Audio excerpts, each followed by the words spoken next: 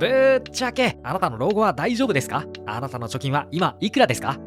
こんにちは。わずかな時間で人生を変えるブックで得するブック得チャンネルです。皆さん最近大丈夫ですかね？税金はどんどん上がって物価もどんどん上がってる中、恐ろしいぐらい自分の収入だけは全く上がらないんですよね。正直今の日本では自分の収入に満足して老後まで安心だっていう人はなかなか少ないかと思います。もはやこれから信頼できるのは国でも会社でも家族でも友達でもないんです。自分でお金を増やしていくことを真剣に考えていかないといけないんですよ。で、今日は少し変わった話をしてみようと思っています。それはお金の稼ぎ方ではなく、お金の貯め方。実はお金の正しい貯め方を身につけてからじゃないと、いくら収入が上がってもすぐ高所得貧乏になる時代です。そこで今回紹介する本がめっちゃめちゃ役に立ちます。その中でもこれは1年目の社会人から使える奇跡の老後対策法で間違いないので、実際実行するのが難しくても頭の中で一度計算してみてください。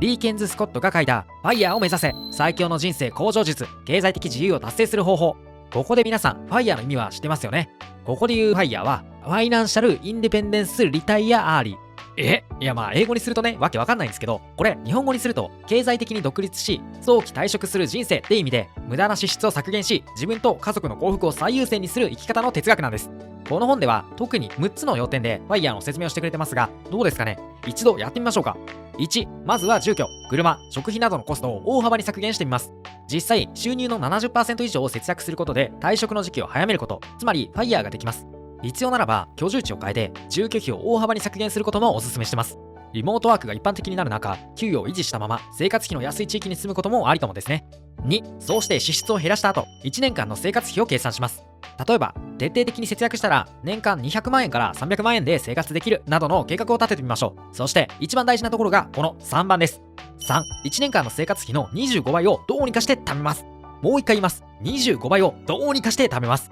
例えば200万円 ×25 倍イコール5000万円、300万円 ×25 倍イコール7500万円。この金額をどうにかして貯めます。実はここがファイヤーという概念のほぼゴールになるので、どうにかして貯めてみましょう。4、3番の金額、つまり貯めたお金を年 5% 以上の収益が得られる投資信託や ETF などに投資すること。この本にはアメリカの VTI などいくつかの ETF を紹介してますが、他にも VOO、VTI、999 などの有名な ETF は過去10年から20年の平均年間収益率が 8% 以上なんで、年 5% の収益を得ることはそれほど難しくないかと思います。また大事なポイントは3番の金額、つまり25倍を貯めてからではなく、貯めながらいろんな投資信託や ETF などに投資することです。でも皆さん、他にもいろんな投資の選択肢はありますので、投資は自分で勉強して決めてください。5、5% の年間利益のうち 4% だけを生活費に使うんです。つまり5000万円から7500万円の 4% は年間200万円から300万円になりますよね。これがまさに必要な年間生活費なんです。残りの 1% は税金や緊急時の資金などに残しておきましょう。